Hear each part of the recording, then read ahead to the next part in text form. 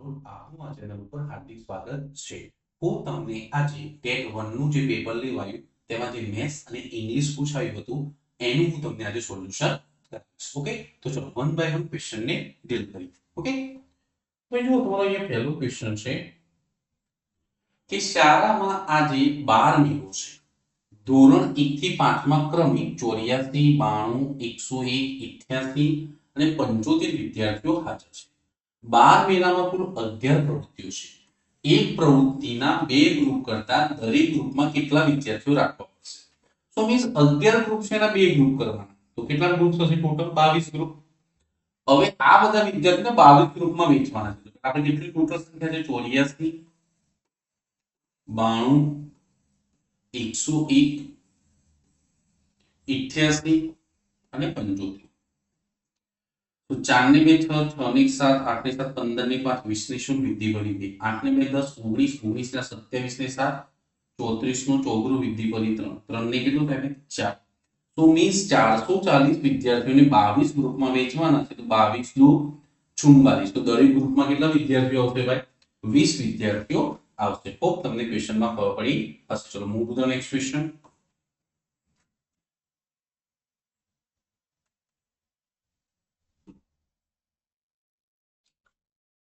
હવે ભાઈ અહીંયા ધ્યાન આપજો કે એક આઈટી કંપનીમાં 125 ઇજનેરો સોફ્ટવેર ડિઝાઇનિંગ કાર્ય કરે છે। દરેકની કામગીરીની ગુણવત્તા ચકાસી કંપની દરેકને પગાર ઉપરાંત 2% બોનસ ચૂકવતા દરેકને ₹3000 વધુ આપવાના થાય તો કંપનીને તે માસમાં કુલ કેટલો પગાર ખર્ચ વધી જશે? તો ચલો અહીંયા જે પણ છે અંદર કર્મચારીઓ એમાં દરેકને 2% બોનસ આપવાનું છે। 2% બોનસની વેલ્યુ કેટલી છે? 3000। તો એકને 3000 મળે તો જેટલા પણ કર્મચારીઓ છે તો અંદર કેટલા કર્મચારીઓ છે ભાઈ? ટોટલ 125 અને એમને કેટલું કમિશન આપવાનું છે? 20 બોનસ કેટલો આપવાનો છે? 3000। તો કંપનીને કેટલું ખર્ચ વેઠવો પડશે ભાઈ? સો 3 પંચા 15 વિધિ પડી 3 દુ 6 ને 7 અને 3 એકા 3। તો ટોટલ કેટલો ખર્ચ થશે કંપનીનો? 3,75,000 છે। એ તમારા ક્વેશ્ચનનો શું આવશે ભાઈ? રાઈટ આન્સર આવશે। હોપ તમને ક્વેશ્ચનમાં ખબર પડી હશે। ચલો move to the next question.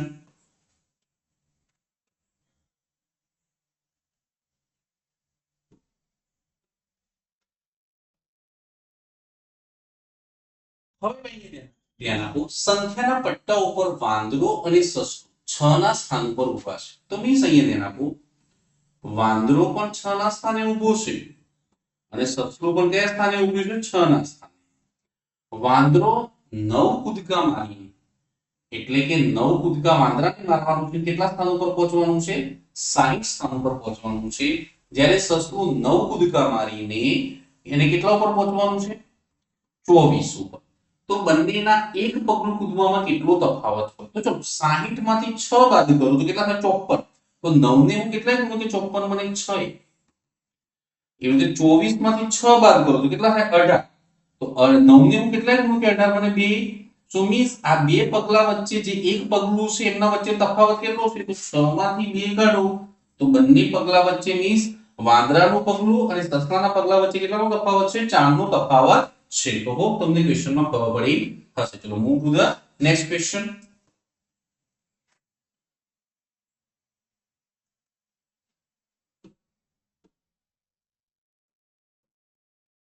હવે ભાઈ ધ્યાન આપો, આપેલ વર્તુળ આલેખ પરથી કયું વિધાન સાચું છે? તો ભાઈ ટોટલ 4 ભાગ છે અહીંયા સમજો। એમાં શું કહે છે આપણને કે 3/4 બાળકને ભણવું અને રમવું। તો ભાઈ ભણવું અને રમવું એ તો બે જ ભાગ થાય અને ટોટલ કેટલા ભાગ છે? 4। તો 2 છેદમાં 4 જવાબ આવે તો કેટલું કે છે? 3/4 માટે આ જવાબ ના આવે। ભણવું, રમવું અને ગૃહ કાર્ય, ભણવું, રમવું અને ગૃહ કાર્ય ટોટલ 4 ભાગમાંથી 3 ભાગ થાય કેટલામાંથી? ટોટલ 4 માંથી। તો તમારો રાઈટ આન્સર કેટલો આવશે ભાઈ? બી છે તમારા ક્વેશ્ચન નું શું આવશે?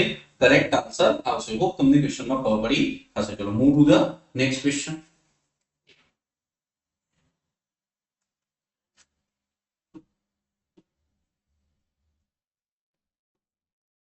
હવે ભાઈ મોહનભાઈ બેંક પાસેથી દર મહિને 600 વ્યાજની શરતે 1 વર્ષ માટે ₹10,000 ની લોન લીધી। તો ભાઈ એ મોહનભાઈ છે એમને ₹10,000 બેંકમાંથી લીધા પણ દર મહિને કેટલા ચૂકવવાના? 600। તો 12 મહિનાના કેટલા ચૂકવ્યા? 7,200 એમને ટોટલ કેટલા ચૂકવ્યા હવે 17,200.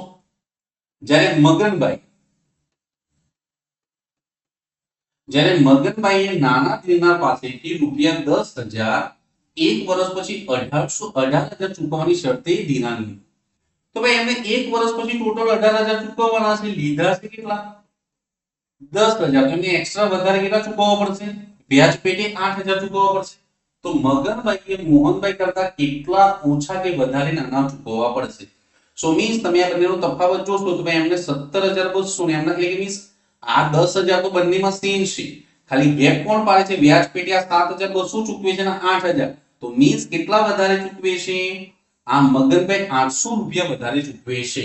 તો જવાબ શું આવશે ભાઈ, 800 રૂપિયા વધારે છે. તમારા ક્વેશ્ચન નો કરેક્ટ આન્સર આવશે. હોપ તમને ક્વેશ્ચન માં ખબર પડી હશે. ચલો move to the next question.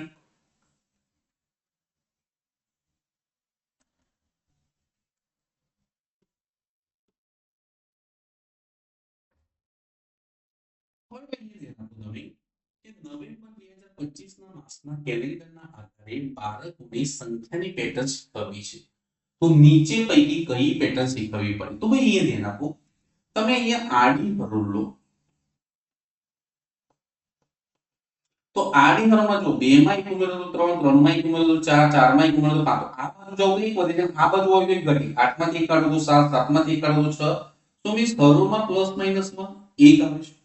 તો મીન્સ અહીંયા ધ્યાન આપો, પ્લસ માઈનસ માં 1 આવે તો આ ઓપ્શન નથી, આ ઓપ્શન, આ બંનેમાં પ્લસ માઈનસ માં 1 છે. ઓકે, હવે તમે અહીંયા હરોળ એટલે કે આડી હરોળ લીધી, એવી રીતે ઊભી હરોળ.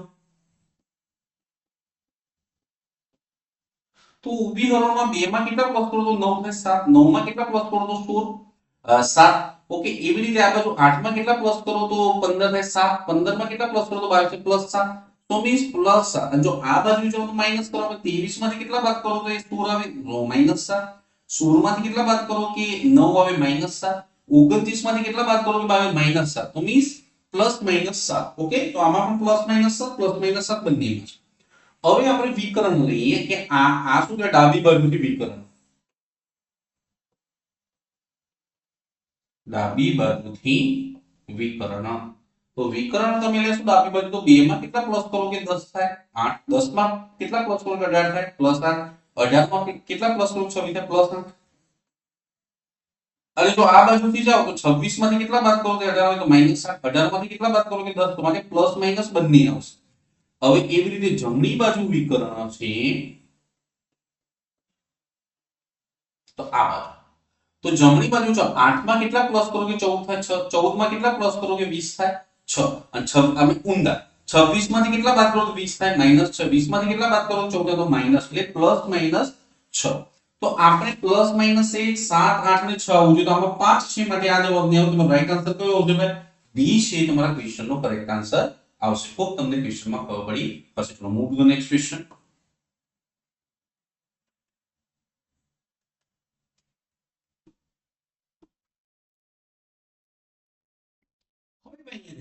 ધોરણ 1 ના આનંદદાયી ગણિતમાં આસ્થાના જન્મદિવસની ઉજવણીના પ્રસંગ દ્વારા ગણિતની કઈ વિભાવના સમજાવી છે.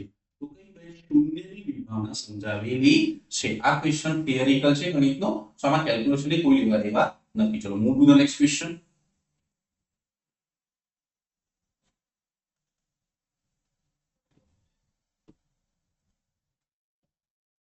હવે અહીંયા સમજો ભાઈ, ગણિત શિક્ષણના અધ્યયન સિદ્ધાંતો પૈકી કયું જોડકું સાચું છે. તો ભાઈ જીન પિયાજે મૂર્ત સામગ્રીની શોધ કરી હતી. તો ભાઈ અહીંયા તમારે શું છે, રાઈટ આન્સર શું આવશે, જીન પિયાજે મૂર્ત સામગ્રીનો સિદ્ધાંત આપ્યો હતો. તો મીન્સ આ તમારો રાઈટ ક્વેશ્ચન, એટલે મીન્સ આ ક્વેશ્ચનનો રાઈટ આન્સર છે. આ પણ એક થિયરિકલ ક્વેશ્ચન છે ગણિતનો. ઓકે, એ તમારા રીડિંગ પર ડિપેન્ડ કરશે. ચલો move to the next question.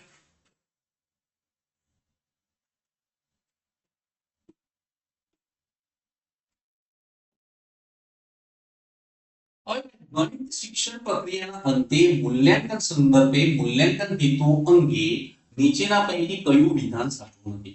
તો વિદ્યાર્થીઓની ગણિત વિષયમાં રહેલી કચાશની હા તો બરોબર છે. ગણિતમાં પ્રતિભાશાળી સામાન્ય નમ્ર વિદ્યાર્થીઓ તારવા હા એ પણ સાચી વાત છે. ગણિત વિષય વસ્તુના એકમોની કઠિનતા જાણવા હા એ પણ વિદ્યાર્થીઓના મૂલ્યાંકન આયોજનની સમજ જાણવું આ કેવું છે ભાઈ એ ખોટું છે તો હોપ તમને ક્વેશ્ચનમાં ખબર પડી હશે આ પણ એક થિયરિકલ ક્વેશ્ચન છે તો move to the next question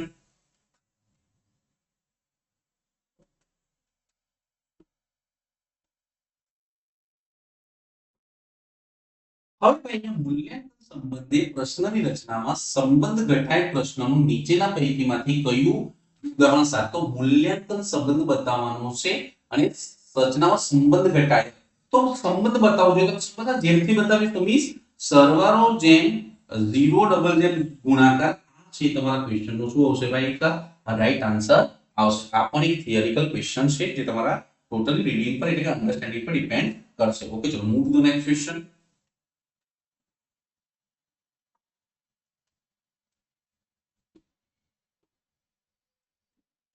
હવે અહીંયા સમજો કે ધોરણ 4 ગણિત પ્રકરણમાં ઈંટોની ઇમારત શીખવા માટે નીચેના પૈકી કઈ અદ્યતન પદ્ધતિ શ્રેષ્ઠતમ ગણાય તો કઈ શ્રેષ્ઠતમ ગણાય પ્રકલ્પ પદ્ધતિ છે એ તમારી શ્રેષ્ઠતમ ગણાશે આ પણ એક તમારા રીડિંગ પર ડિપેન્ડ કરશે આ પણ થિયરિકલ ક્વેશ્ચન છે ચલો move to the next question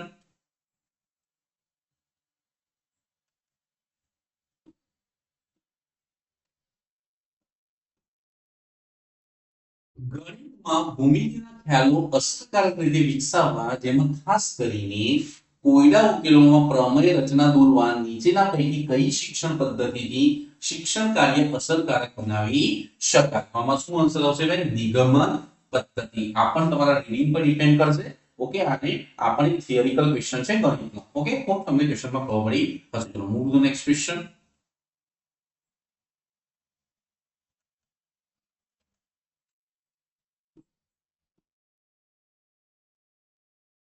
હવે અહીંયા એક સંખ્યાનો 8/10/128 છે તો તે સંખ્યાની અડધી સંખ્યા કઈ તો ચલો આ 128 છે કેટલાની વેલ્યુ છે ભાઈ 8 ની આપણે કેટલાની કાઢવાની છે 10 ની તો 8 કટ કરશો તો 16 અઠ્ઠા કેટલા આવે 128 તો સંખ્યા કેટલી હશે 160 તો તે સંખ્યાની અડધી સંખ્યા એના અડધા કરો તો 160 ના અડધા કેટલા આવે 80 તો તમારો રાઈટ આન્સર કેટલો આવશે 80 છે તમારા ક્વેશ્ચન નો કરેક્ટ આન્સર આવશે હોપ તમને ક્વેશ્ચનમાં ખબર પડી હશે ચલો move to the next question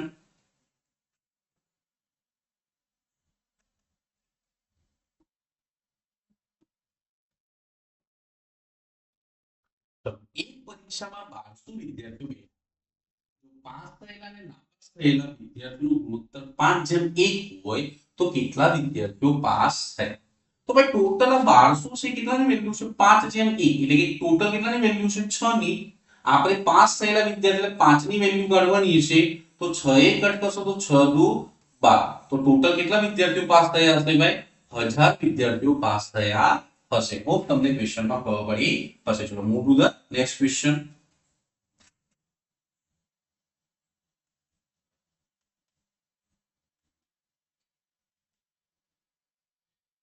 હવે મેં અહીં લેવાનું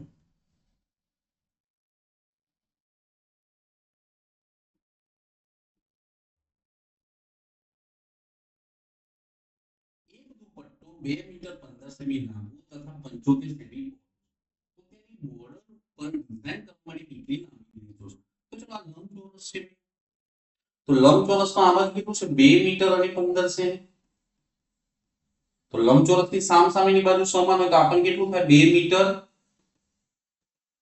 15 સેમી અને પહોળાઈ કેટલી છે ભાઈ 75 સેમી તો આપણને કેટલું હોય 75 સેમી હવે ભાઈ બોર્ડર ઉપર ડિઝાઇન કરવી તો આપણે પરિમિતિ શોધવી પડશે તો પરિમિતિ એટલે શું થાય બોર્ડરનો સરવાળો તો ચલો આપણે આનું તો પહેલા મીટરનું એક ખાનું બનાવો આમાં બે એકમ અલગ અલગ છે ને આ બધું સેમી નું તો 2 મીટર 2 મીટર તો 2 મીટર 15 સેમી 2 મીટર 15 સેમી આમાં કઈ મીટર નથી આપ્યું તો 0 અને આ કેટલું છે 75 સેમી અને આ કેટલું છે ફક્ત 75 સેમી તો ભાઈ 75 ને 75 કેટલા થાય 150 ને 15 ને 15 30 એટલે 180 તો 80 ની વૃદ્ધિ કેટલી જાય તો 2 2 4 ને 5 તો 5 મીટર ને 80 સેમી પણ તમને એક પણ ઓપ્શનમાં 5 મીટર 80 આપ્યું નથી મીન્સ આ ક્વેશ્ચનના બધા ઓપ્શન રોંગ છે સો બધાને ગ્રેસિંગ માર્ક આપવામાં આવે તો હોપ તમને ક્વેશ્ચનમાં ખબર પડી હશે ચલો move to the next question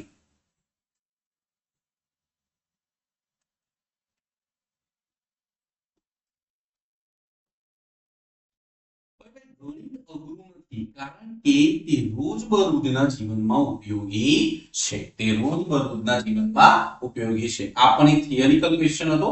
આને તમારે શું છે રીડિંગ પર ડિપેન્ડ કરશે. ઓકે, તો move to the next question.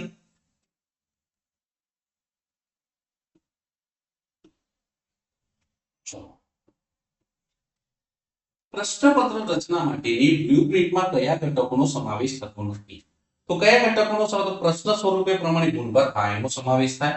એકમ પ્રમાણિત ગુણભાર હા.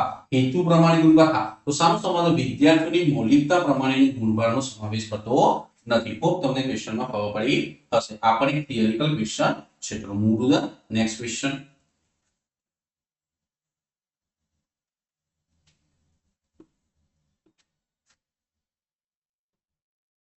હવે ભાઈ ધ્યાન આપો. દિલીપને 1 સેમી માપના 4000 નંગ પાસા એક વેપારીને મોકલવા માટે 4000 નંગ સમાય તેવું લંબઘન ખોખું છે, જેમાં પાસાઓ ગોઠવીને પેક કરી દીધા છે. લંબઘન ખોખાનું માપ 20 સેમી, 10 સેમી અને 1 સેમી છે. તો ખોખામાં એનું માપ કેટલું થાય? તો મીન્સ લંબઘન ખોખામાં સમઘન મૂકવાના છે અને સમઘનની સંખ્યા આપેલી છે કે કેટલા સમાય. તો મીન તમને ખબર છે કે ભાઈ સમઘનની સંખ્યા કેટલી આપી છે? 4000. હવે સમઘનની સંખ્યા કઈ રીતે નીકળે? જેની અંદર મૂકવાનું ઉપર આવે તો લંબઘન ખોખું ઉપર આવશે એનું છે લંબઘન ખોખાનું ઘનફળ અને નીચે કોનું ઘનફળ આવશે ભાઈ? અહીંયા તમારે સમઘનનું ઘનફળ. તો મીન્સ લંબઘનનું ઘનફળનું સૂત્ર શું? લંબાઈ ગુણ્યા પહોળાઈ. તો 20 ગુણ્યા 10 ગુણ્યા શું આવશે? e. અને સમઘનની લંબાઈ કેટલી આપી છે ભાઈ? 1 સેમી. તો એનું સમઘનનું સૂત્ર શું આવે? 1 ગુણ્યા 1 ગુણ્યા એટલે લંબાઈનો ઘન. તો મીન્સ 1 ગુણ્યા 1 ગુણ્યા 1. તો આપણે 1 ને તો જોતા નથી. હવે અહીંયા આપણે 4000 લાવવાના છે. તો 20 ગુણ્યા 10 એટલે કેટલા થાય? 200. તો 200 ને હું કેટલા ગુણું કે 4000 થાય? તો 20. તો માટે e ની વેલ્યુ કેટલી આવશે ભાઈ તમારી? 20 સેમી છે તમારા ક્વેશ્ચનનો કરેક્ટ આન્સર આવશે. હોપ તમને ક્વેશ્ચનમાં ખબર પડી હશે. તો move to the next question.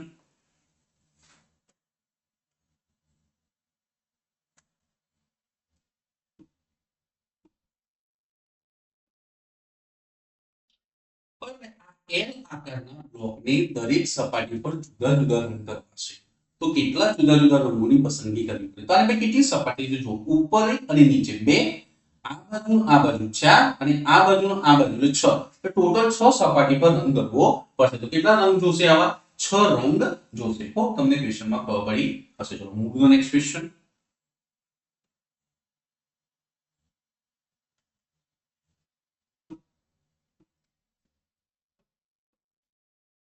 હવે 8 12 16 20 નું 98 પદ કયું થાય? તો આપણે આને સૂત્ર વાપરે છે ભાઈ an બરાબર a plus n minus 1 into d. So a 90 એટલે 98 પદ શોધો. તો a એટલે પ્રથમ પદ. પ્રથમ પદ કેટલું છે? 8. n એટલે આપણે કયું પદ શોધવાનું છે? 98. અને d તો 12 અને 8 ની વચ્ચે કેટલો તફાવત છે? 4. 16 અને 12 ની વચ્ચે કેટલો તફાવત છે? 4. તો d એટલે ડિફરન્સ. તો મીન્સ 8. 98 માંથી 1 જાય તો 97. 97 ગુણ્યા કેટલા? 4. 4 સત્તા 28 એટલે લાસ્ટમાં 8 આવશે. અને આ 8 એટલે જે જવાબ આવશે એની લાસ્ટમાં કેટલા આવશે? 6. તો મીન્સ તમારો કરેક્ટ આન્સર કેટલો આવશે? 396 છે તમારા ક્વેશ્ચનનો રાઈટ આન્સર આવશે. તો તમને ક્વેશ્ચનમાં ખબર પડી હશે. ચલો move to the next question.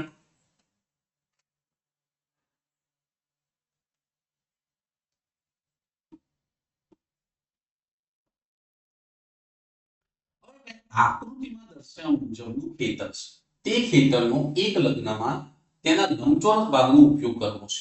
તો લંબચોરસ ભાગમાં કાર્પેટ પાથરવા માટે કેટલી કાર્પેટની જરૂરિયાત પડે? તો ચલો પહેલા તો આપણે લંબચોરસ આને બનાવી દઈએ. તો આ 18 છે. તો આપણને કેટલું? 18. તો ચલો લંબચોરસનું ક્ષેત્રફળનું સૂત્ર તમને ખબર છે? લંબાઈ ગુણ્યા પહોળાઈ.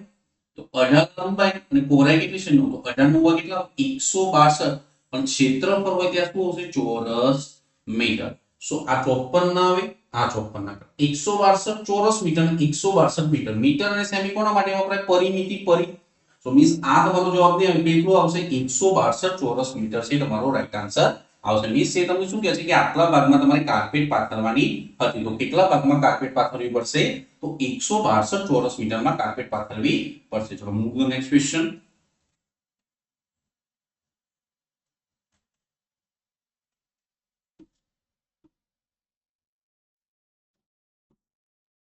હવે પરિમિતિ px અને py. તો આપણે ચલો આની પહેલા પરિમિતિ સુધી px.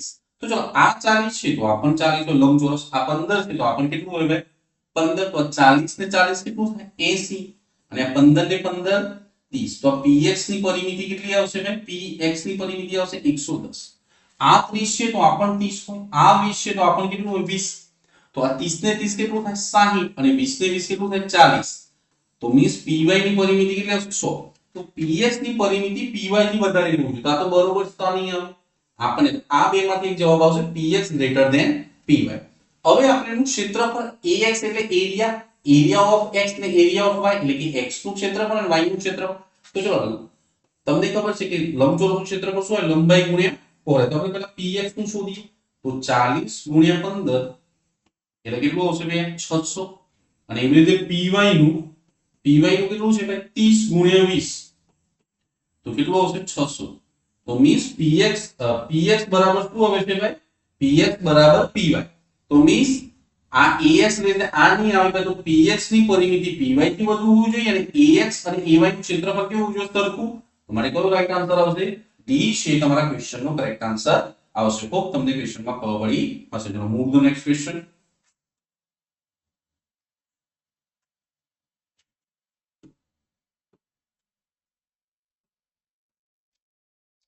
હવે અહીંયા તમને આપ્યું છે કે y બરાબર x plus 2 છેદમાં x plus 1, તો ચલો આપણે આની ગુણીએ, તો y x plus 1 બરાબર x plus 2, અને આપણે કોની કિંમત શોધવા છે x ની, સો xy plus y બરાબર કેટલો આવશે x plus 2 બરાબર ને, અહીંયા શું આવશે xy plus y. હવે ચલો આપણે x ની નજીક લાવીએ પહેલા, સો xy આ પ્લસ x છે આ બાજુ આવશે શું આવશે માઈનસ છે, અને પ્લસ 2 એટલે પ્લસ y પેલી બાજુ આવ્યું શું થાય માઈનસ y.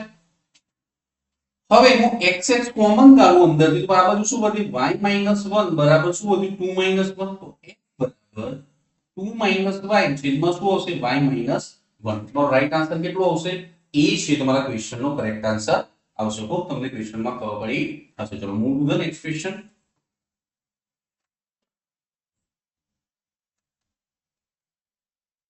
હવે મેં તમારું અહીંયાથી ઇંગ્લિશ શરૂ થાય છે, તમારું અહીંયાથી શું શરૂ થાય છે ઇંગ્લિશ. તો ચલો how can a teacher diagnose specific weakness in the students English language skill? તો ભાઈ by giving homework without feedback. ભાઈ ગૃહ કાર્ય આપે પણ સામે શું કહેવાય ફીડબેક એટલે અભિપ્રાય ના આપે તો આમાં સ્કિલ માં વધારો થાય નહીં, માટે આ જવાબ નહીં આવે. by letting students study on their own without guidance. હવે માર્ગદર્શન વગર પણ છોકરું જો એકલું મહેનત કરે તો પણ સ્કિલ માં એટલે લેંગ્વેજ માં સ્કિલ માં વધારો ના થાય. હવે by observing day to day performance of the students and keeping records of the recurring problem. તો ભાઈ રોજનું એવું કેટલું ઇમ્પ્રુવમેન્ટ છે એ નક્કી કરવો, અને એમાં શું ફરીથી એને પ્રોબ્લેમ આવે છે એનું ધ્યાન રાખીને એમાં ઇમ્પ્રુવમેન્ટ કરો, તો આ રીતે એની લેંગ્વેજ સ્કિલમાં વધારો થાય. તો રાઈટ આન્સર કયો આવશે ભાઈ સી છે તમારા ક્વેશ્ચનનો કરેક્ટ આન્સર આવશે. By focusing on your teaching new topics, તો ભાઈ નવા ટોપિક પર ફોકસ કરો, તો જૂના ભૂલી જાય તો આપણે એના ઉપર પણ ફોકસ કરવું પડે, તો માટે આ જવાબ નહીં આવે સી છે તમારો કરેક્ટ આન્સર આવશે. હોપ તમને ક્વેશ્ચનમાં ખબર પડી હશે. Move to next question.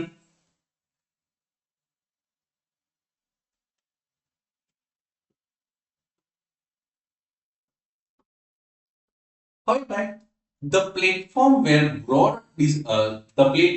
the broad discussion of subjects of practical interest takes place is called, તેને શું કહેવામાં આવે કોન્ફરન્સ. તો કોન્ફરન્સ એટલે શું કે ભાઈ બધા વ્યક્તિઓ બેઠેલા હોય એમાં તમે એક ટોપિકની ચર્ચા કરો કે શું કહેવાય ધ બ્રોડ પ્લેટફોર્મ એટલે કે stage where the broad discussion of subject એટલે સબ્જેક્ટનું એક વિશાળ ડિસ્કશન કરવામાં આવે and practical interest take place, અને બધાનો શું કહેવાય રસ પડે એ જે મંચ હોય એને આપણે શું કહેતા હોઈએ છીએ ભાઈ કોન્ફરન્સ કહેતા હોઈએ છીએ. હોપ તમને ક્વેશ્ચનમાં ખબર પડી હશે. ચલો move to the next week. આ પણ તમારા રીડિંગ પર ડિપેન્ડ કરશે. ઓકે,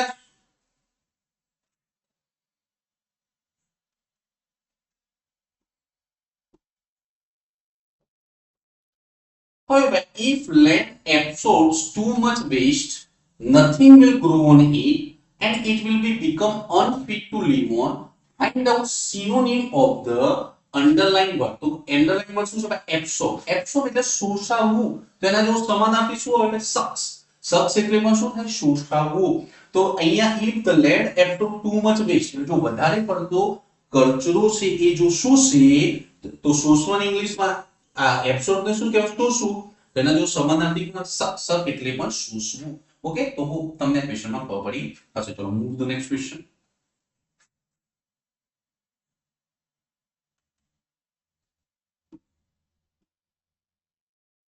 હવે અહીંયા સમજો. Arrange the following words in order to make a correct sentence.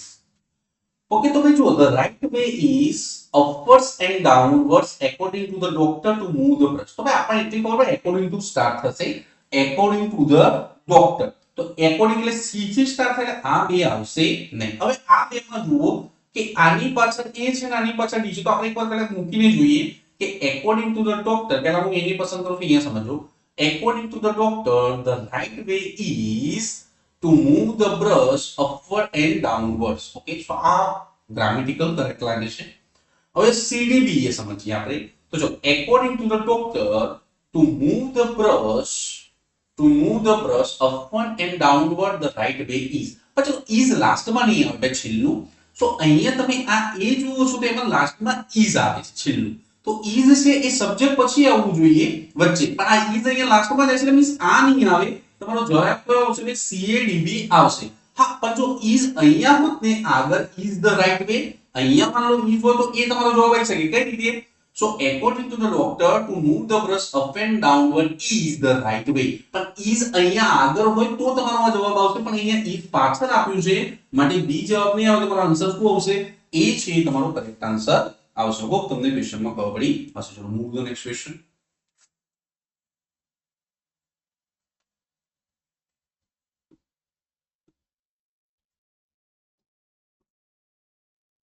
The sorcerer ordered the genie to carry off the princess and the palace to a far off land. તો phrase to carry off. So carry off means દૂર લઈ જવું. So sorcerer એટલે કે sorcerer નો મતલબ શું થાય? જાદુગર કે જેની પાસે શું કહેવાય બધી વિદ્યાઓ છે અથવા તો એની ચમત્કાર કરે છે ને આપણે સોર્સર કહીએ, બરાબર ને? એ મેજિશિયન કહી શકો તમે. સો એ સોર્સરે ઓર્ડર આપ્યો જેની એટલે કે જીનને કે ભાઈ તું આ પ્રિન્સેસ ને દૂર લઈ જા. કેરી ઓફ એટલે દૂર લઈ જવું. દૂરનો મતલબ શું હશે ભાઈ? ટેક અવે. તો દૂર લઈ જવાને શું કહેવાય ભાઈ? ટેક અવે છે. એ તમારો રાઈટ આન્સર આવશે. હોપ તમને ક્વેશ્ચનમાં ખબર પડી હશે. ચલો move the next question.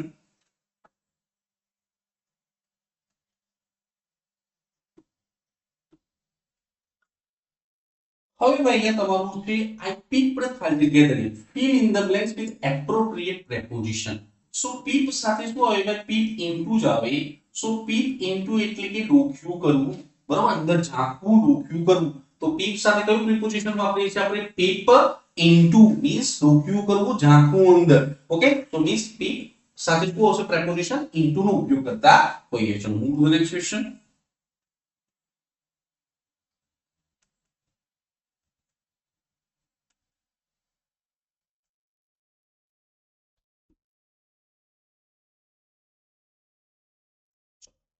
Which of the following word is spelled out correct? તો environment નું સ્પેલિંગ લખવાનું તો ભાઈ environment માં n સાઇલેન્ટ રહેશે તો અહીંયા n આવવું જોઈએ.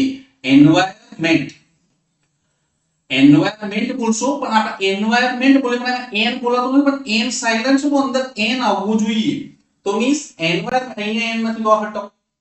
આમાં જુઓ environment છે પણ r o નથી માટે આ હટાવો. આમાં તો environment છે, આની તો રાઈટ આન્સર શું આવશે? environment. તો તમારો c છે તમારો ક્વેશ્ચન નો શું આવશે? કરેક્ટ આન્સર આવશે. હોપ તમને ક્વેશ્ચનમાં ખબર પડી હશે. ચલો move to the next question.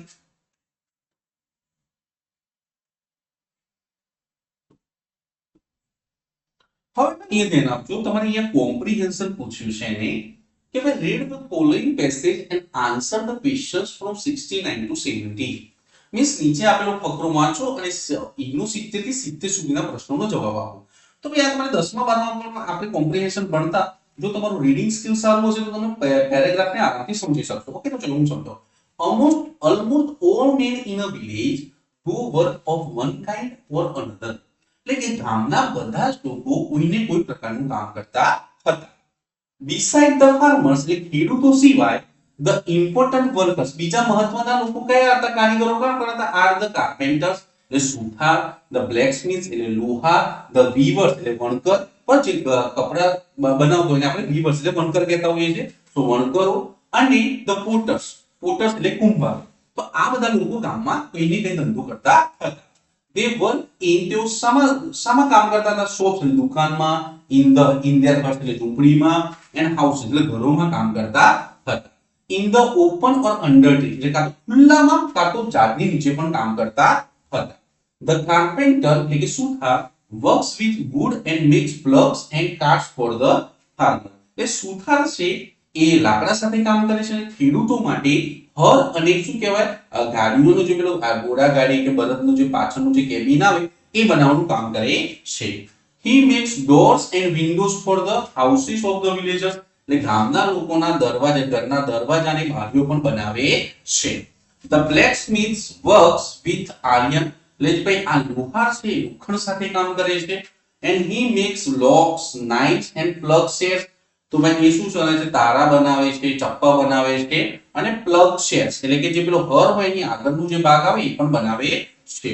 The weaver એટલે વણકરો makes clothes for men, women and children અને વણકરો છે એ સ્ત્રીઓ પછી શું કહેવાય પુરુષો અને બાળકો માટે કપડા બનાવે છે. he also makes carpets, બરાબર, carpets, rugs, towels, bedsheet. તો વણકરો શું બનાવે છે ભાઈ? કાર્પેટ્સ, રગ્સ, ટાવલ અને બેડશીટ. બેડશીટ એટલે કે આપણે શું કહેવાય તમે અહીંયાને ચટાઈ પણ પાથરવાનું જે કોઈ પણ હોય કપડું એટલે બેડશીટ કહેતા હોઈએ છીએ આપણે. ઓકે, પછી શું કે ટાવલ એટલે રૂમાલ બનાવે છે, કાર્પેટ્સ, રગ્સ આ બધું બનાવે છે. the potter makes pots, pitchers, plates, jugs and small lamps out of the clay. તો આ કુંભારો છે માટીમાંથી શું બનાવે છે? માટલા બનાવે છે, પિચર એટલે જગ જેવું એક આપણે એક વસ્તુ આવતી છે પિચર કહેતો, જગ, પ્લેટ્સ, થાળીઓ, જગ્સ આપણે જગ છે, એન્ડ સ્મોલ લેમ્પ નાના નાના શું બનાવે? ગોરાઓ બનાવે છે માટીમાંથી. they all work very hard અને તેઓ બધા જ મહેનતથી કામ કરે છે. તો તમારે આ ટાઈપનો ફકરો છે. હવે જો મેં તમને આ ભાષાંતર સમજાવ્યું તમને આખો ફકરો મગજમાં ઘૂસી જવો જોઈએ. તો હવે ચલો આપણે વન બાય વન ક્વેશ્ચનને લગાવીએ આના ઉપર. ઓકે,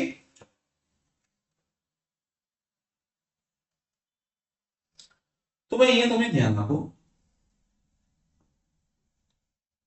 કે ભાઈ where do the villagers mostly work. તો આપણે આગળ શીખ્યા હતા વિલેજ ગામના લોકો ક્યાં કામ કરતા હતા? દુકાનમાં, ઝૂંપડીમાં, ઘરોમાં, ઘરની બહાર અને શું કહેવાય ઝાડની નીચે કામ કરતા હતા. જો આખો ફકરો યાદ રહી ગયો છે તો ક્વેશ્ચન આપણે આન્સર આપો એકદમ ઈઝી છે. Move to the next question.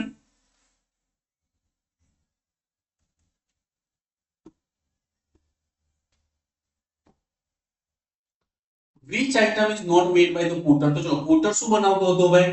એક તો સ્મોલ લેમ્પ બનાવતો હતો, હા. જગ બનાવતો હતો, હા.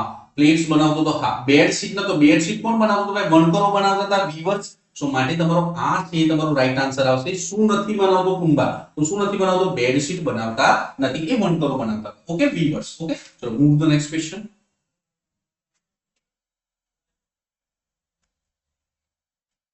હવે ભાઈ તમારી અહીંયા સ્ટાન્જા આપેલી છે. ઓકે, તો તમારે સ્ટાન્જા પણ જો એકદમ સરસ પૂછી છે ને તો તમારે સમજવાનું છે. રીડ ધ ફોલોઇંગ પોએમ એટલે કે નીચે આપેલી કવિતા વાંચો અને answer the question from 71 to 72. So 71 થી 72 પ્રશ્નોનો જવાબ આપો. So when you are sad જ્યારે તું દુખી હોય, I will dry your tears હું તારા આંસુઓ લૂછી કાઢીશ. વેન યુ આર સ્કેર્ડ જ્યારે તું ગભરાયેલો હોઈશ, I will erase your fears હું તારો ભય દૂર કરીશ. when you are worried જ્યારે તું ચિંતાતુર હોય, I will give you hope હું તને આશાઓ આપીશ. if you want to give up જ્યારે તું આમ કામથી કંટાળીને કામ છોડી દેવાનું નક્કી કરે ત્યારે I will help you to cope તો હું તમને સાથે લડવાની તાકાત આપીશ, એમાં મદદ કરીશ. when you are lost જ્યારે તું ખોવાઈ ગયો હોય and can't see the light અને જ્યારે તને પ્રકાશ નહીં દેખાય, I will be your beacon તારે હું તારો પ્રકાશ બનીશ. beacon એટલો મતલબ થાય ભાઈ કે ટીકરી ઉપર જે શું કહેવાય અગ્નિની જે જ્વાળા આપણે પ્રગટાઈએ છીએ કે જેથી આપણને ઈશારો મળી રહે છે ને આપણે બીકોન કહેતા હોય. એન્ડ શાઇનિંગ સો બ્રાઇટ અને ખૂબ જ ચમકીશ. Okay, this is my oath આ મારી પ્રતિજ્ઞા છે કે I place to the end. Place એટલે કે એશ્યોરન્સ આપવી હોય. પ્લેસ નો મતલબ થાય ખાતરી આપવી કે હું તને છોડીશ નહીં, તને બધી રીતે મદદ કરીશ. સો આઈ પ્લેસ ટુ ધ એન્ડ હું છેલ્લે સુધી તને ખાતરી આપું છું. why you may ask તું શા માટે મને પૂછે છે? because you are my friend અને તું મારો મિત્ર છે. તો અહીંયા મિત્રતાની એક આપણે સરસ મજાની કવિતા આપેલી છે મિત્ર એવો હોવો જોઈએ કે શું કહેવાય ભાઈ આપણે સુખમાં પાછળ હોય અને દુઃખમાં શું હોય આગળ હોય okay so a friend in need is a friend indeed જે આપણે ઇંગ્લિશમાં એક કહેવત પણ છે ઓકે તો ચલો આપણે અહીંયા આગળ ક્વેશ્ચન ને ડિવેલ કરીશું ઓકે ચલો આના બીજું પર તો ભાઈ અહીંયા ધ્યાન આપો તો અહીંયા ક્વેશ્ચન છે આગળ વાળા પોએમ ઉપર તો ભાઈ જુઓ the phrase I will be your beacon shining so bright in the poem suggest that તો ચલો અહીંયા શું છે તો ભાઈ મિત્ર છે એ બીજા મિત્રને શું કહેવાય જ્યારે કન્ફ્યુઝન હશે અંધારામાં હશે ત્યારે એને માર્ગદર્શન આપશે so I will be your beaker shining so bright so આ બીકર નો મતલબ શું થાય જ્યારે તમે રસ્તો ખોવાઈ ગયો હોય તો ટેકરી ઉપર આપણે જ્વારા સગાય તો બીજાને ઈશારો મળે કે ભાઈ આ બાજુ જવાનું છે દૂરથી તો મીન્સ આપણો મિત્ર પણ એવો હોવો જોઈએ કે જ્યારે આપણે કન્ફ્યુઝનમાં હોઈએ મૂંઝવણમાં ડાર્કનેસ એટલે મુશ્કેલીઓમાં હોઈએ તો આપણને ગાઈડ કરે એવો મિત્ર હોવો જોઈએ હોપ તમને આ ક્વેશ્ચનમાં ખબર પડી હશે ચલો મૂવ ધ નેક્સ્ટ ક્વેશ્ચન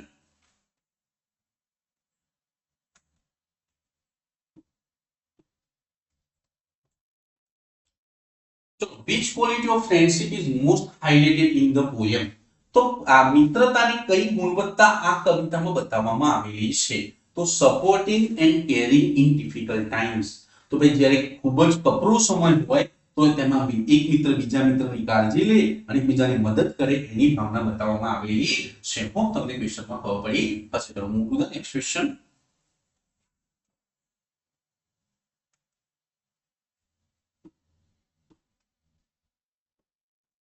હવે ભાઈ અહીંયા સમજો non verbal communication by teacher in a classroom include તો ભાઈ આપણે તમે સમજ્યા છે ભાઈ વર્બલ લિસનિંગ અને નોન વર્બલમાં શું હોય કે તમારે અહીંયા પિક્ચર દ્વારા બધું બતાવવાનું હોય છે તો આપણે શું કહેવાય સો નોન વર્બલ કોમ્યુનિકેશનમાં શું આવે ગેસ્ચર અને ફેશિયલ એક્સપ્રેશન થી આપણે જે બાળકને સમજાવીએ ગેસ્ચર એટલે કે ઈશારામાં અને ફેશિયલ એક્સપ્રેશન એટલે કે મોઢાના આપણે અલગ અલગ હાવભાવથી જે બાળકના સામે લેંગ્વેજ શીખવાડીએ એને આપણે શું કહેતા હોઈએ છીએ એને નોન વર્બલ કોમ્યુનિકેશન કહેતા હોઈએ છીએ હોપ તમને ક્વેશ્ચનમાં ખબર પડી હશે ચલો move to the next question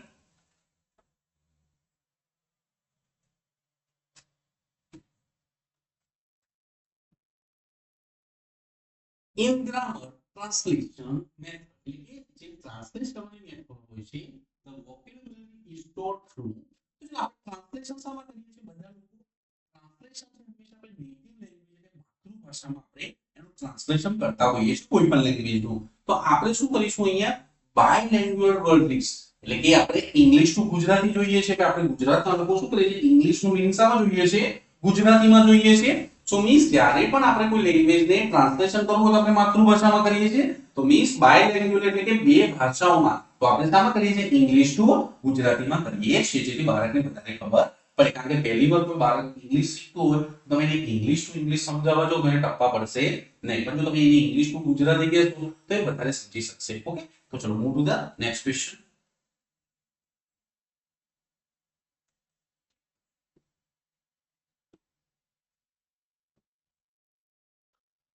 language is learned more meaningfully by its criteria than through the understanding of its rules. When language છે એ મીનિંગફુલી કઈ રીતે સમજાય તો એને આપણે જો એક્ટિવ યુઝ કરીએ એટલે કે ડાયરેક્ટ સીધું સમજીએ તો આપણે લેંગ્વેજને વધારે સમજી શકીએ છીએ so language is learn more meaningfully by it active use than through the understanding of it તો ભાઈ આપણે ઇંગ્લિશ શીખવું હોય ઇંગ્લિશ બોલવું હોય કે વાંચવું તેના ગ્રામરના નિયમો કરતા તમે જોઈને રૂલ વાંચવાનું રાખો ઇંગ્લિશ સાંભળવાનું રાખો ઇંગ્લિશ બોલતા લોકો સાથે રહો તો ઓટોમેટિક તમને આવડે ડાયરેક્ટ એને કહેવાય કે ભણ્યા વગર ડાયરેક્ટ શીખવું હોય ભાષા તો તમે એને બોલવાનું રાખો જોવાનું રાખો સાંભળવાનું રાખો લખવાનું રાખો તો ઓટોમેટિકલી તમને ઇંગ્લિશ આવડતું થઈ જશે એ પણ આપણે એ જ કહે છે કે ભાષા શીખવી હોય તો એના ગ્રામરના રૂલ્સ વગર ડાયરેક્ટ ઉપયોગ કરતા આપણે શીખવું જોઈએ તો તમને ક્વેશ્ચનમાં ખબર પડી હશે ચલો move to the next question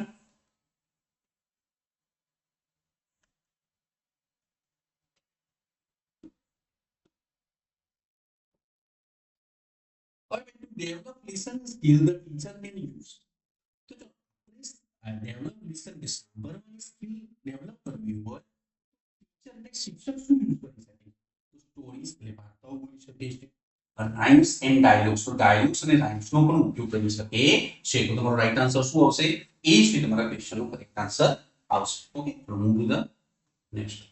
ભાઈ રાઇમ્સ નો મતલબ શું? Rhyming words. બરાબર, તમે રાઇમિંગ વર્ડ્સ નામ સાંભળ્યું હશે. એ ઉચ્ચારમાં એક સરખા બોલાતા હોય પણ મીનિંગ અલગ અલગ આવતા હોય. ઓકે, ચલો move to the next question.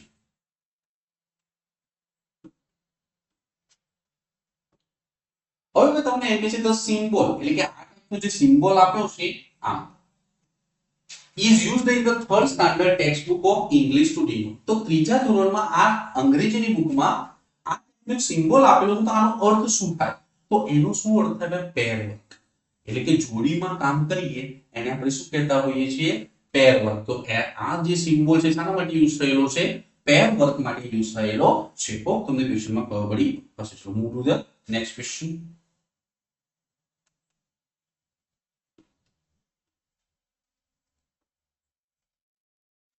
Which of the following techniques are used in the communicative approach of English language teaching? So which of the following, નીચે આપેલામાંથી કઈ પદ્ધતિ are used in the communicative approach of English language teaching? એટલે અંગ્રેજી ભાષા શીખવામાં નીચે આપેલામાંથી કઈ પદ્ધતિનો આપણે કોમ્યુનિકેશનમાં ઉપયોગ કરીએ છીએ? તો ભાઈ લેંગ્વેજ ગેમ, ખાલી ભાષાઓની ગેમ રમવાની જોઈએ, આ પણ કરેક્ટ છે. માઇન્ડ એન્ગેજિંગ એક્ટિવિટી, મગજને સાંકળે એવી પ્રવૃત્તિ કરાવવી જોઈએ, હા એ પણ બરોબર છે. Role play and group discussion કરાવવું જોઈએ, હા એ પણ બરોબર છે. So means all of the above છે તમારો રાઈટ આન્સર આવશે. તો તમને ક્વેશ્ચનમાં ખબર પડી હશે. ચલો move to the next question.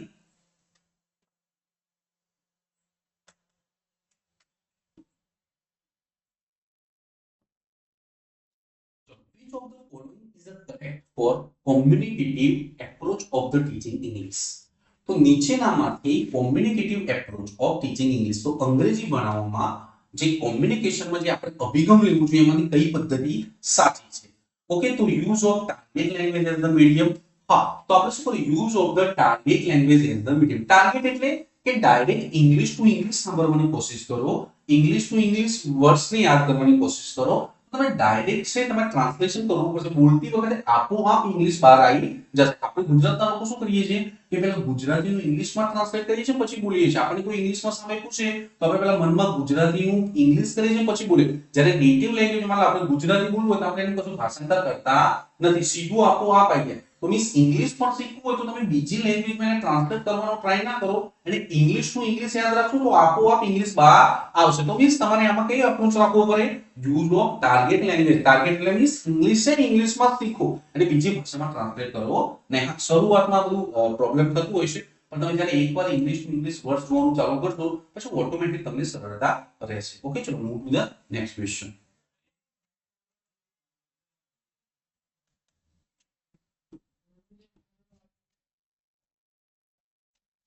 Objective of learning English observe the scientific part of language acquisition LSRW. So LSRW no IELTS માં પણ ઉપયોગ થતો હોય છે. listening, speaking, reading અને writing. તો ખાદ્ય of learning English observes the scientific part of language acquisition. તો આમાં વૈજ્ઞાનિક પદ્ધતિ ઇંગ્લિશ શીખવા માટે કઈ કાર્યરત છે? તમને એ પૂછે છે. તો આપણને એમ પૂછે છે કે ભાઈ ગ્રામર ટ્રાન્સલેશન મેથડ, ના એ ના કરવું જોઈએ. રીડિંગ મેથડ, ના એ પણ ના કરવું જોઈએ. બાયલિંગ્યુઅલ એટલે કે બીજા ભાષામાં ટ્રાન્સલેશન કરવું જોઈએ, ના. તો આપણે કઈ મેથડનો ઉપયોગ કરવો જોઈએ? Direct method. એટલે ઇંગ્લિશને ડાયરેક્ટ ઇંગ્લિશ ટુ ઇંગ્લિશ આપણે યાદ રાખવાની કોશિશ કરવી જોઈએ અને ઇંગ્લિશ ટુ ઇંગ્લિશ બોલવામાં પ્રયત્ન કરવો જોઈએ. ઓકે, ચલો move to the next question.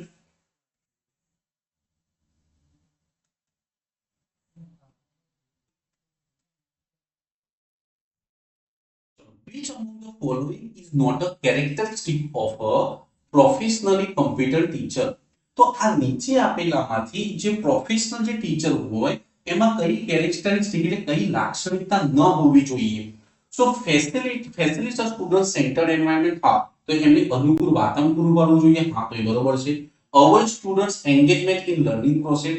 So learning એટલે કે જે શીખવાની જે પ્રોસેસ છે એમાં બાળકો જોડે શું કરવું જોઈએ? અવગણના કરવી જોઈએ, ના. સો મીન્સ આ એનામાં લાક્ષણિકતા હોવી જોઈએ નહીં. તો માટે તમારો બી છે તમારો કરેક્ટ આન્સર આવશે. હોપ તમને ક્વેશ્ચનમાં ખબર પડી હશે. ચલો move to the next question.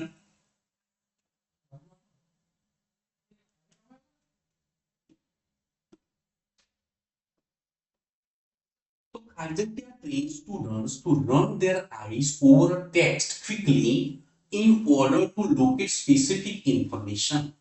તો ખાસ જગ્યા ટ્રેન્સ એટલે કે આમાંની કઈ બાળકને ટ્રેન કરે છે to run their eyes for text quickly, એટલે ફટાક લઈને ટેક્સ્ટ ઉપર એનું ધ્યાન જતું રહે in order to locate specific info, થોડી વારમાં એ બધી ઇન્ફોર્મેશન મેળવી લે તો આપણે શું કહેતા હોય સ્કેનિંગ કરવું, બરોબર. આપણે બોડીનું ચેકઅપ કરવા તો આપણે સ્કેન કરીએ તો ફટાકને રિઝલ્ટ મળે કે થોડાક સમયમાં કે બોડીમાં શું પ્રોબ્લેમ છે, તો આપણે સ્કેનિંગ, તો આપણે શું કરવું જોઈએ ભાઈ, એને આપણે અહીંયા સ્કેનિંગ ટ્રેન્સ, તો ભાઈ બાળકને જે સ્કેનિંગની વૃત્તિ છે, તમે આમ જુઓ કે જે ટીચરો રોજ ભણાવતા હોય એ આમ ખાલી પેજ જુએ ને ખબર પડે કે ક્યાં ભૂલ છે તો સ્કેન કરી નાખશે, આખું પત્તું હશે, બરોબર. કોઈ દાખલો હશે તો બાળક લઈને આવે તો નજરમાં ક્યાં ભૂલ છે પકડાઈ જશે, તો એ સ્કેનિંગ મેથડ છે એ આપણે બાળકને શીખવાડવી જોઈએ. ઓકે, તો સી છે કરેક્ટ આન્સર આવશે. હોપ તમને ક્વેશ્ચનમાં ખબર પડી હશે.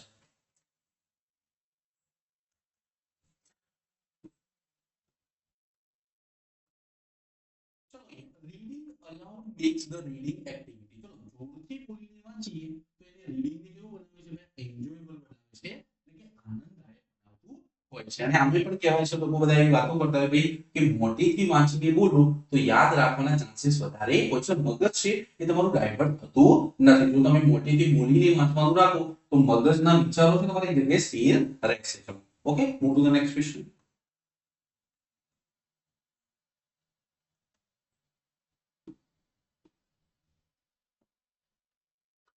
In textbooks, writing tasks that use pictures are called. એટલે ભાઈ ચોપડીઓમાં જે રાઇટિંગ જે પ્રવૃત્તિ છે એમાં જે આપણે પિક્ચરોનો ઉપયોગ કરીએ છીએ એને આપણે શું કહેતા હોઈએ છીએ ભાઈ, ગાઇડેડ કમ્પોઝિશન કહેતા હોઈએ છીએ. તો રાઇટિંગ જે પિક્ચરો દ્વારા બતાવવામાં આવે છે એને આપણે શું કહેતા હોઈએ છીએ, ગાઇડેડ કમ્પોઝિશન કહેતા હોઈએ છીએ. હું તમને ક્વેશ્ચનમાં ખબર પડી હશે. ચલો move to the next question.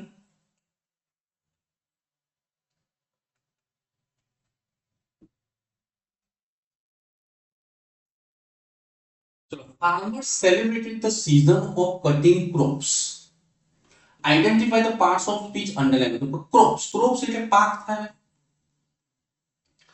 તો પાક છે એ કોઈ વસ્તુનું નામ છે ને, ખેતરમાં આપણે જે અનાજ વાવીએ છીએ એને પાક કહેતા હોય. તો દુનિયામાં જે કંઈ પણ નું નામ હોય, કોઈ પણ વસ્તુને આપણે નાઉન કહેતા હોઈએ છીએ. તો મીન્સ આ પાક ક્રોપ છે શું છે ભાઈ, નાઉન છે. તમને ક્વેશ્ચનમાં ખબર પડી હશે. ચલો move to the next question.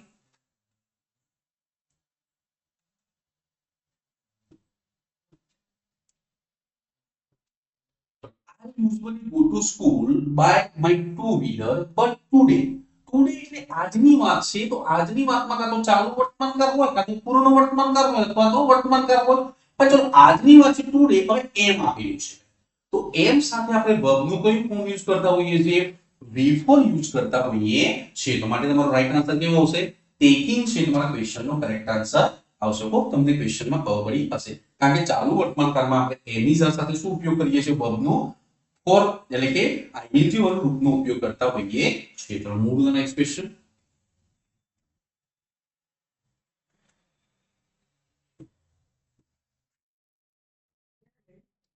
But the trunk of the mango tree is higher than the apple tree. ચલો અહીંયા ધ્યાન આપ્યું છે કે આ ડિગ્રીનો ક્વેશ્ચન છે. તો ધ્યાન આપેલું એટલે કે કમ્પેરેટિવ ડિગ્રી છે. તો કમ્પેરેટિવ ડિગ્રીમાં જે વિશેષણ આવશે એની પાછળ ઈઆર લાગેલું હશે અથવા તો આગળ મોર લાગેલું હોય. તો અહીંયા એક જ ઓપ્શન છે કે જેની પાછળ ઈઆર લાગેલું હોય. તો માટે શું આવશે, થીકર થી તમારા ક્વેશ્ચનમાં શું આવશે, કરેક્ટ આન્સર આવશે. તો તમને ક્વેશ્ચનમાં ખબર પડી હશે. ચલો move to the next question.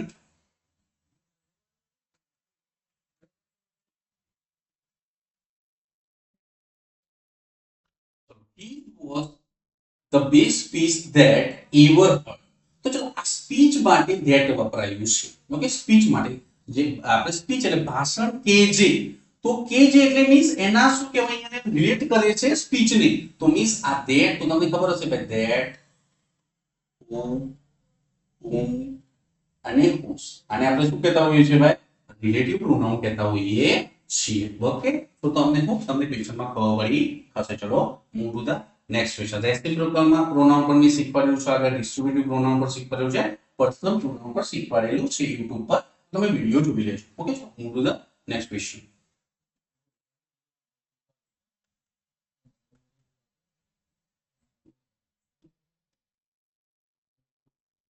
તો એ અને એન આ જગ્યા આર્ટિકલ. તો તમને આર્ટિકલમાં ખબર છે ધ છે નિશ્ચિતતા બતાવે. કોઈ વસ્તુ વિશે આપણે માહિતી હોય, જાણકારી હોય, એના વિશે ડિટેલ હોય તો એની આગળ ધ લગાવીએ છીએ. પણ જે વસ્તુ વિશે આપણને માહિતી ના હોય, જાણકારી ના હોય, તો એની આગળ અ આર્ટિકલ લગાય. ભાઈ હું તમને એમ કહું કે અ બોય, હું એમ કહું કે ભાઈ આઈ સો અ બોય યસ્ટરડે, હું એમ કહું કે મેં ગઈકાલે, અનો મતલબ શું થાય? કોઈ અથવા એક. સો મેં ગઈકાલે કોઈ છોકરો જોયો હતો, મીન્સ એના વિશે મને માહિતી નથી કે ક્યાંથી આવે છે, શું નામ છે, શું ભણે છે, તો એના વિશે જે વસ્તુ વિશે માહિતી ન હોય એની આગળ આપણે એ અથવા એનો ઉપયોગ કરતા હોઈએ છીએ, પણ આ એક વચન વસ્તુ આગળ ઉપયોગ કરતા હોય. જ્યારે હું એમ કહું કે આઈ સો ધ બોય યસ્ટરડે, ભાઈ હું એમ કહું કે મેં ગઈકાલે છોકરો જોયો હતો, પણ ધ લગાવ્યો મીન્સ એ છોકરો કેટલી હાઈટ નો હતો, કેવો દેખાવનો હતો, એનું નામ શું હતું, કઈ જગ્યાએથી આવ્યો, તો એના વિશે મારે એ છોકરા વિશે માહિતી હોય તો હું એની આગળ કયો આર્ટિકલ લગાવીશ? ભાઈ ધ આર્ટિકલ. ઓકે, સો એ અને એન છે આપણે ગ્રામરમાં શું કહેતા હોઈએ છીએ?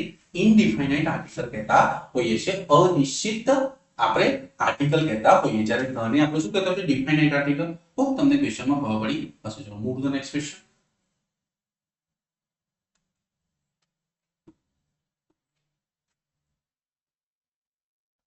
હવે arrange the following words in a dictionary order.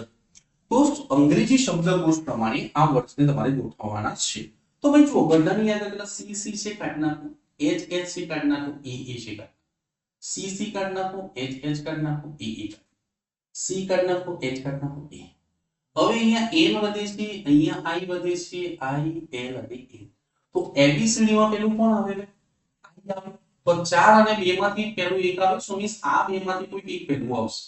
Okay, પછી આઈ પછી એન છે ને અહીંયા આર, તો પહેલું કોણ આવે એબીસીડી માં? એન આવે, પછી કોણ આવે? આર. સો મીન્સ 4 2 છે તમારી રાઈટ સિક્વન્સ આવશે. તો તમને ક્વેશ્ચન માં ખબર પડી હશે. એક જ ઓપ્શન છે જેમાં 4 2 આવતું હોય. ચલો move to the next question. તો વિદ્યાર્થી મિત્રો આજે આટલું. મેં તમને ટેટ 1 માં મેથ્સ અને જે ઇંગ્લિશના ક્વેશ્ચન પૂછાયા હતા એનું સોલ્યુશન. ઓકે, ચલો ધન્યવાદ. મળીશું નેક્સ્ટ લેક્ચર.